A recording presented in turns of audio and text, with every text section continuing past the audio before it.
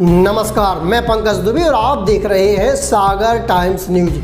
दरअसल मध्य प्रदेश में हिजाब को लेकर अब जो है सियासत गर्मा गई है और भाजपा के भीतर ही दो मंत्रियों के बीच में मतभेद खुलकर सामने आ गए हैं। स्कूल शिक्षा मंत्री इंदर सिंह परमार और गृह मंत्री नरोत्तम मिश्रा इस मामले में आमने सामने है। दरअसल मध्य प्रदेश के स्कूल शिक्षा मंत्री इंदर सिंह परमार द्वारा मध्य प्रदेश के स्कूलों में हिजाब बैन करने पर सियासत गर्मा गई है और इसी बीच गृह मंत्री नरोत्तम मिश्रा का आज बड़ा बयान सामने आया है। गृह मंत्री ने कहा कि कोई भी विवाद नहीं है और ऐसे कोई भी प्रस्ताव मध्य प्रदेश सरकार में विचाराधीन बिल्कुल नहीं है, इसलिए कोई भ्रम की स्थिति ना रहे।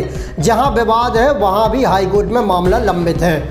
हम आपको बता दें कि मंगलवार को मध्य प्रदेश के स्कूल शिक्षा मंत्री इंदर सिंह परमार ने कहा था कि एमपी के स्कूलों में हिजाब पूरी तरह से बैन रहेगा। हिजाब ड्रेस कोड का हिस्सा नहीं है और अगर कहीं कोई हिजाब पहनकर स्कूल में आता है तो बैन लगेगा। मध्य प्रदेश में स्कूल ड्रेस कोड के अनुसार ही बच्चों को ड्रेस पहनना होगा और स्कूल ड्रेस कोड को लेकर हम काम कर रहे हैं। ये सब बातें इंदर सिंह परमार ने कही थी और अगले सत्र में पहले ड्रेस कोड पूरी तरह से लागू कर दिया जाएगा। तो ये दोनों बयान हम आपको सुनवा रहे हैं। इंदर सिंह परमार और गृह मंत्री नरोत्तम मिश्रा के अलग अलग बयान आए हैं जो कि मतभेद साफ तौर पर दर्शा रहे हैं। सुनिए जरा दोनों मंत्रियों के बयान।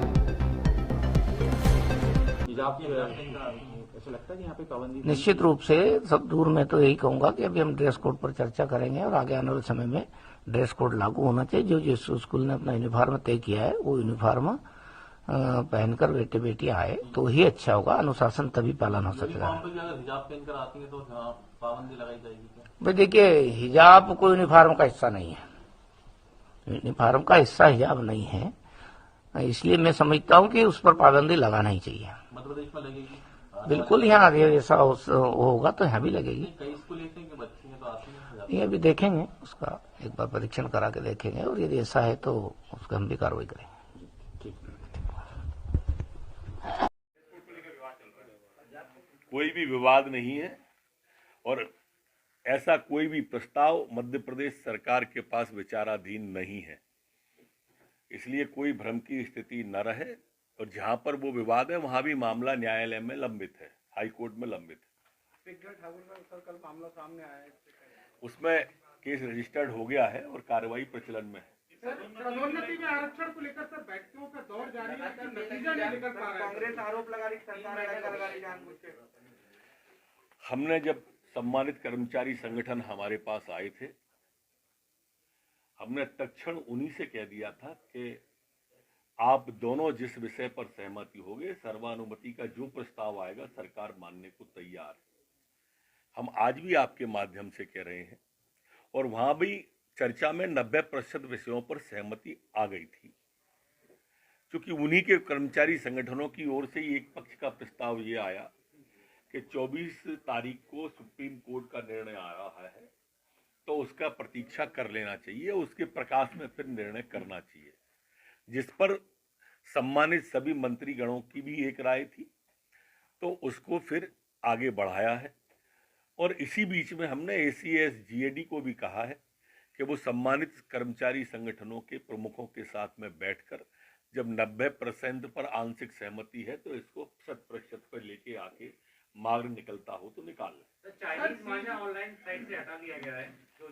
बहरहाल इस पूरे मामले में कांग्रेस भी चुटकी बिना लिए कैसे रह सकती है और कांग्रेस के नरेंद्र सलूजा ने इस मामले में चुटकी ली है और कहा है पूरे तरीके से ये मामला राजनीति से प्रेरित है, क्योंकि 5 राज्यों में चुनाव को लेकर ये सब किया जा रहा है। सुनिए जरा कांग्रेस के नरेंद्र सलूजा ने क्या क्या महत्वपूर्ण बातें कही। सर, हिजाब को लेकर सरकार ने न्यूटन मान लिया है। मंत्री जी कह रहे हैं कि कोई ड्रेस कोड लागू नहीं होगा, किसी ड्रेस कोड पे काम नहीं होगा। वही एक विधायक कहते हैं कि जिस दिन चाहेंगे उस दिन लागू कर देंगे।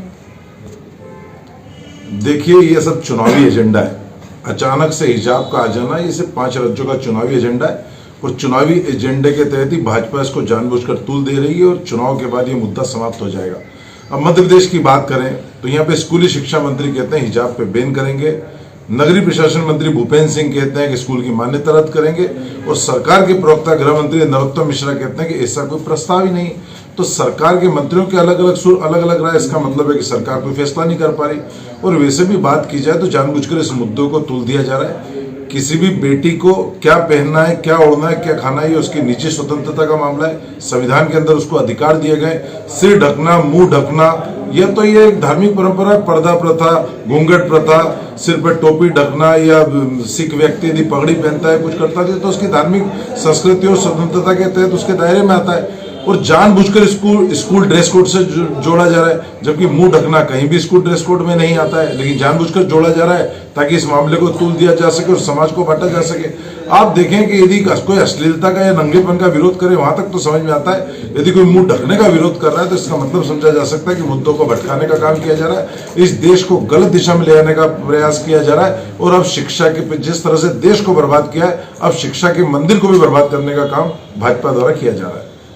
बहरहाल अब बीजेपी डैमेज कंट्रोल में माहिर मानी जाती है और इन दोनों मंत्रियों के जो मतभेद उभर कर सामने आए, जो कोल्ड वार चल रहा है पिछले 15 दिन में, ये दूसरी बार अलग अलग बयान आए हैं। इस पर बीजेपी किस तरीके से मैनेजमेंट करके दोनों मंत्रियों के खिलाफ जो मतभेद चल रहे हैं, शीत युद्ध चल रहा है, उसको शांत करती है, देखने वाली बात होगी। बने रहिए हमारे साथ, देखते रहिए सागर टाइम्स न्यूज़।